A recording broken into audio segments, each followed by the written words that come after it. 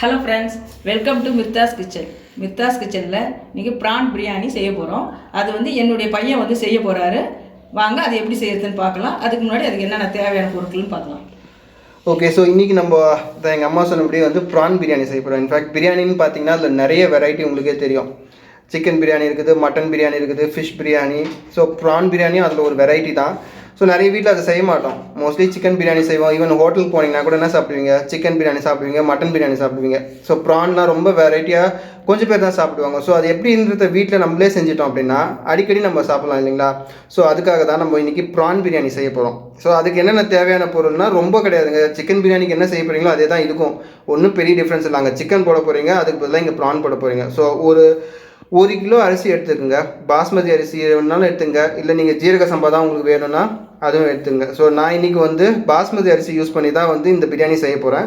So ஒரு kilo அரிசி எடுத்து வச்சுருக்கேன். கழுவி கொஞ்ச நேரம் ஊற வச்சுருங்க. ரொம்ப நேரம்லாம் ஊற வைக்க வேண்டாம், கொஞ்ச நேரம் ஊறட்டும். அதுக்குள்ளே நம்ம வந்து செய்ய ஆரம்பிச்சிடலாம். ஸோ இப்போ நம்ம அடுப்பு பற்ற வச்சு பாத்திரம் வச்சாச்சு. அலுமினியம் பாத்திரத்தில் வச்சுன்னா நல்லாயிருக்கும். ஸோ ஒரு 200 ml எண்ணெயை ஊற்றிக்கிறேன். நீங்கள் எண்ணெய் ஊற்றி நிறைய சாப்பிட்ற ஆளாக இருந்தால் தாராளமாக ஊற்றிக்குங்க. பட் நம்ம வீட்டில் வந்து கொஞ்சமாக தான் சாப்பிடுவாங்க. அதுவும் எங்கள் அப்பா அம்மாலாம் இருக்காங்களா, ஆயில் ரொம்ப கம்மியாக வேணும்னுவாங்க. அதால் நான் வந்து ஒரு 200 ml தான் எடுத்துக்கிறேன் இன்றைக்கி. எண்ணெய் நல்லா காஞ்சிச்சுன்னா அதுக்கப்புறமா வந்து பிரிஞ்சி இலை அது ஒரு 4 போட்டுக்கலாம். பட்டை ஒரு 3 எடுத்துங்க. ஏலக்காய் வாசனைக்காக ஒரு 4 அது கொஞ்சம் போட்டுங்க. கிராம்பு அது கொஞ்சம் போட்டுங்க. இந்த அன்னாச்சி பூ இதெல்லாமே வாசனைக்கு நல்லாயிருக்கும். மராட்டி முக்கு, ஜாதி பத்திரி இதுவும் போட்டாச்சு. இதெல்லாமே வந்து ஒரு நல்ல ஃப்ளேவர் கொடுக்கும். பிரியாணிக்கு ஸ்பெஷல் அப்படின்னாவே வந்து அந்த வாசனை தான். டேஸ்ட் வந்து அதுக்கப்புறம் தான். அந்த வாசனையே வந்து நம்மளை வந்து சுண்டி இழுக்கும். அதுக்காக தான் வந்து இந்த எல்லாமே நம்ம போடுறோம். அதால் நீங்கள் நல்ல வாசனையோடு சாப்பிடணும் ஆளாக இருந்தீங்கன்னா நிறையவே போடுங்க. இப்போ நம்ம வந்து ஒரு 400 கிராம் வெங்காயம் எடுத்துக்கலாம். அதை எடுத்து அப்படியே போட்டுக்கலாம். எண்ணெய் காஞ்சிச்சு இல்லைங்களா, அதனால் எடுத்து போட்டுக்கலாம். ஸோ வெங்காயத்தை நல்லா வதக்கணும். மெயினாக அந்த பச்சை வாசனை நல்லா போகும். கலர் பார்த்திங்கன்னா அப்படியே ஒரு கோல்டன் ப்ரௌன் வரும் பாருங்கள். அந்த கலரில் தான் நம்ம வந்து எடுக்கணும். அது வரைக்கும் நல்லா வதக்கிட்டே இருக்கணும். சீக்கிரமாக வதங்கணுன்ட்டு உப்பு போட்டுறாதீங்க, அது நல்லா இருக்காது. பிரியாணிக்கு வந்து வாசனை தான் ரொம்ப முக்கியம். அதனால் வந்து அது ஃப்ளேவரில் ஸ்லோவில் கூட நீங்கள் எடுத்து செய்யுங்க. பொறுமையாக அது வதங்கட்டும். இப்போ ஓரளவுக்கு நல்லா வதங்கிடுச்சு. இன்னும் கொஞ்சம் கொஞ்சம் ப்ரௌனாக வரணும். அந்த கோல்டன் ப்ரௌனுன்னு சொல்லுவாங்கன்னா அந்த கலர் வர வரைக்கும் கொஞ்சம் லைட்டாக வதங்கிட்டே இருக்கும். நான் 200 ml தான் ஊற்றிருக்கேன், அதுவே போதும்னு நினைக்கிறேன். இன்கேஸ் கம்மியாக இருக்க மாதிரி இருந்தால் நம்ம அதுக்கப்புறம் ஒன்றா கூட நம்ம ஆட் பண்ணிக்கலாம். பட் 200 ml வந்து போதும். 1 கிலோ பிரியாணி செய்கிறதுக்கு அதுவே போதும். இப்போ ரெட் சில்லி பவுடர், அதாவது வெறு மிளகாத்தூள்னு சொல்லுவோம் இல்லைங்களா, அதை ஒரு 1.5 ஸ்பூன் இந்த கப்பில் எடுத்து வச்சுருக்கேன். ஸோ உங்களுக்கு காரம் வேணும்னா நீங்கள் எப்படி வேணாலும் போட்டுங்க. 1.5 ஸ்பூனே இதுக்கு போதும். ஏன்னா ஏற்கனவே ஒரு 4 பச்சை மிளகா போட்டுருக்கு இல்லைங்களா. ஸோ 1.5 ஸ்பூன் போதும், அதுக்கு மேலே வேண்டாம். அதுவே காரம் நல்லா தூக்கி கொடுக்கும்.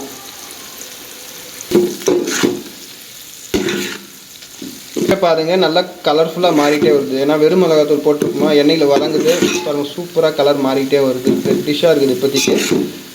நம்ம வந்து இப்போ இந்த டைமில் இஞ்சி பூண்டு பேஸ்ட் இருக்குது பாருங்கள், அது வந்து ஒரு 4 ஸ்பூன், ஒரு 50 கிராம் இஞ்சி 50 கிராம் பூண்டு கூட நீங்கள் எடுத்துங்க. நல்லா மிக்சியில் போட்டு மிக்ஸ் பண்ணி எடுத்துங்க. இல்லை கடையில் ரெடிமேடாக விற்குது, அதே நான் வாங்கிக்கிறேன்னா கூட வாங்கிக்கோங்க. ஸோ இது வந்து ஒரு 4 ஸ்பூன் அளவு இருக்கும். நான் அதை போட்டுக்கிறேன். உங்களுக்கு நல்லா மசாலா வேணும் அப்படின்னா நீங்கள் இன்னும் கூட எக்ஸ்ட்ரா போட்டுங்க. இதை வந்து நல்லா வதக்கிட்டே இருங்க. அந்த பச்சை வாசனை போகணும், இல்லைனா வந்து சாப்பிடும் போது தெரியும் நல்லா. அதெல்லாம் நல்லா வதக்கி விடுங்க பச்சை வாசனை போகிற அளவுக்கு. ஸோ 2 நிமிஷம் ஆயிடுச்சு. நல்லா இஞ்சி பூண்டு பேஸ்ட்லாம் வந்து நல்லா மிக்ஸ் ஆகிடுச்சு. அந்த பச்சை வாசனை எல்லாம் போயிடுச்சு. இந்த டைமில் நம்ம வந்து ஒரு தயிர் ஒரு 1/2 கப்பு, ஸோ இந்த கப்புன்னா ஒரு 100 வரும்னு நினைக்கிறேன் இது. ஸோ அதை ஊற்றிக்கங்க. நீங்கள் நல்லா அதை மிக்ஸ் பண்ணி விட்டுடுங்க.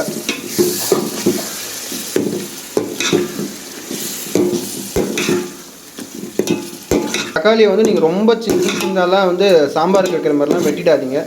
பிரியாணிக்கு எப்பவுமே வந்து வெங்காயமாக இருந்தாலும் சரி தக்காளியாக இருந்தாலும் சரி நல்லா நீட்டாக போடணும். பெருசாக நீங்கள் கட் பண்ணுற வேலை எதுவுமே உங்களுக்கு இருக்காது. நல்லா பாருங்கள், நான் எப்படி நீட்டாக தான் கட் பண்ணி வச்சுருக்கேன். அப்படியே போட்டுடலாம். அதை இன்னும் ஒரு 300 கிராம் இருக்கும் இந்த தக்காளி. பாருங்கள் தக்காளி நல்லா மேஷ் ஆகிடுச்சு. செம்ம வாசனை வருது இப்போவே. இந்த டைம் சிக்கனுக்கு பதிலாக நம்ம வந்து ப்ரான் போட்டுடலாம். ஸோ 1 கிலோ ப்ரான் நான் வாங்கியிருக்கேன். வாங்கி நல்லா கழுவி க்ளீன் பண்ணியாச்சு. ஸோ அதை நம்ம இப்போ மிக்ஸ் பண்ணிடலாம்.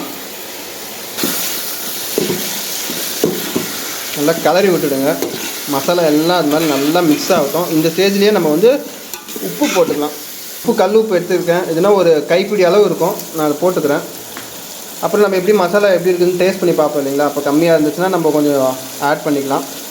ஸோ ஒரு மஞ்சப்பொடி கொஞ்சம் போட்டுப்போம். இது வாசனைக்காக. அந்த பச்சை வாசனை ப்ரானில் இருக்கிறதெல்லாம் இதில் போயிடும். நல்லா வாசனையை தூக்கி கொடுக்கும்.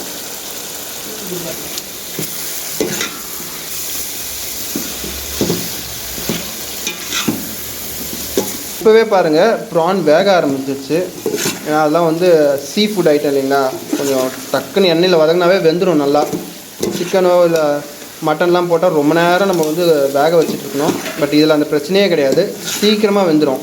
ஸோ நம்ம வந்து 1 கிலோ அரிசி எடுத்துருக்கோம் இல்லைங்களா? ஸோ ஒரு 1.5 லிட்டர் தண்ணி ஊற்றினா கரெக்டாக இருக்கும். நீங்கள் பச்சை தண்ணி ஊற்றுறதா இருந்தாலும் ஊற்றிக்கலாம். சுடு தண்ணி ஊற்றுனீங்கன்னா உங்களுக்கு ஒர்க் ஃபாஸ்ட்டாக முடியும். நம்ம டைமுக்கும் செஞ்சு நிறைய பேருக்கு சர்வ் பண்ணணும், குயிக்காக பண்ணணும் அப்படின்னா நம்ம தண்ணி கொதிக்கிற அளவுக்கு நமக்கு டைம் இருக்காது இல்லையா? அப்போ வேணும்னா நீங்கள் முன்கூட்டியே இதெல்லாம் வதங்கும் போதே சுடு தண்ணி கூட ரெடி பண்ணி வச்சுக்கலாம். ஸோ ஒரு 1.5 லிட்டர் தண்ணி ஊற்றிக்குங்க.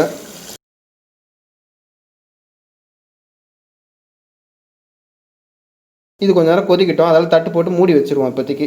ஸோ நான் கொஞ்சம் கலர் பவுடர் போட்டுக்கிறேன். கலர்ஃபுல்லாக இருந்தால் நல்லாயிருக்கும். அதால் கொஞ்சம் போட்டுக்கிறேன். உங்களுக்கு வேணும்னா நீங்கள் போட்டுக்கலாம். பட் இது கம்பல்சரி கிடையாது இல்லைங்களா? சமையலை பொறுத்த வரைக்கும் நம்மளுக்கு என்ன பிடிச்சிருக்கு, நம்மளோட டேஸ்ட்டுக்கு எப்படி இருக்குது, கலர்ஃபுல்லாக இருக்கான்றது அது ஒவ்வொருத்தருக்கும் ஒப்பீனியன் மாறிக்கிட்டே இருக்கும். ஸோ நான் ஃபுட் கலர் போட்டிருக்கேன், உங்களுக்கு அது வேணான்னு தோணும், அதால் நீங்கள் போடாமல் விட்டுடலாம். எதுவுமே வந்து கம்பல்சரி கிடையாது. ஃபுட்டை பொறுத்த வரைக்கும் இதுதான் ரூல்ஸ், இதுதான் ரெகுலேஷன் கிடையாது. எல்லாமே டேஸ்ட் தான். ஒரு டேஸ்ட்டுக்கு இது நல்லா இருக்குது அப்படின்னா அது நம்ம பண்ணுறது தப்பே கிடையாது. ஸோ நல்லா கொதிச்சிச்சு. ஏற்கனவே ப்ரான் எல்லாம் நல்லா வெந்துருச்சு. இந்த டைமில் நம்ம வந்து பாஸ்மதி அரிசியை இதில் வந்து கொட்டிக்கலாம். கொட்டி அப்படியே மூடி வச்சிடலாம். அரிசியை நம்ம போட்டாச்சு. நீங்கள் பாட்டுட்டு இது உள்ளே விட்டு கலரிட்டே இருக்காதீங்க. ஏன்னா அரிசி ஈஸியாக உடஞ்சிடும். இது பாஸ்மதி அரிசி இல்லைங்களா? ஸோ நல்லா உள்ளே விட்டுட்டு மிக்ஸ் ஆகிடுச்சுன்னா அதோடு விடுங்க. அதை டிஸ்டர்ப் பண்ணாதீங்க. அப்படியே அது நல்லா கொதிக்கிட்டோம். இங்கே பார்த்தீங்கன்னா தெரியும், இந்த தண்ணி இருக்குல்ல, அந்த தண்ணியும் அரிசியும் வந்து ஒரே லெவல் வரும்போது தட்டு போட்டு மூடிடணும். ஸோ நான் தட்டு போட்டு மூடிட்டேன். நீங்கள் வந்து லோ ஃப்ளேமில் வைங்க, ஹை ஃப்ளேமில் வைக்காதீங்க. ஒரு 10 மினிட்ஸ் லோ ஃப்ளேம்லேயே இருக்கட்டும். அந்த ஹீட் அந்த தம்லேயே வந்து சூப்பராக அரிசி வந்து வெந்துடும். அதால் அது அப்படியே ஒரு 10 மினிட்ஸ் இருக்கட்டும். அதை டிஸ்டர்ப் பண்ண வேணாம். பட் டீயை மட்டும் கம்மியாக வைங்க, லோ ஃப்ளேமில் வைங்க. அதுவே போதும் இதுக்கு. அவ்வளோதாங்க, நம்மளோட சூப்பரான பிரியாணி ரெடி ஆயிடுச்சு. இருக்கிறதுலே பயங்கர ஃபாஸ்ட்டாக செய்யக்கூடிய ஐட்டம் இது தான். அதாவது நீங்கள் சாதம், சாம்பார், ரசம்னு அவ்வளோ நேரம் செய்கிறதுக்கு காய்கறி ஐட்டம் என்னென்ன இருக்குதோ அதை ரெடியாக வச்சிட்டிங்கன்னா பிரியாணி அவ்வளோதாங்க. 10 நிமிஷம் ஆச்சு, எவ்வளோ நேரம் இருக்கும், அவ்வளோதான் ஆச்சு. நம்மளோட பிரியாணி ரெடி ஆயிடுச்சு. செம்ம வாசனை இப்போவே வருது. இப்போ நம்ம ஒன்றே தான் பண்ணணும், போயிட்டு முகம்லாம் கழுவிட்டு உட்காந்து சாப்பிட ஆரம்பிக்கணும். செம்ம டேஸ்ட்டாக இருக்குது. ஸோ உங்கள் வீட்லேயும் மறக்காமல் நீங்கள் ட்ரை பண்ணி பாருங்கள். இங்கேயே பாருங்கள் எவ்வளோ அழகாக அந்த ப்ரான்லாம் பாருங்கள், சூப்பராக வந்து வெந்திருக்கு. சின்னதாக இருக்குது. ஸோ வெயிட் பண்ண முடியாது, நான் சாப்பிட்றேன். நீங்களும் உங்கள் வீட்டில் செஞ்சு சாப்பிட ஆரம்பிங்க. ஸோ தேங்க்ஸ் ஃபார் வாட்சிங் அண்ட் மறக்காமல் மிர்தாஸ் கிச்சனுக்கு சப்ஸ்கிரைப் பண்ணுங்கள். நான் இன்னொரு வீடியோவில் ஒரு சூப்பரான டிஷ்ஷோடு உங்களை மீட் பண்ணுறேன்.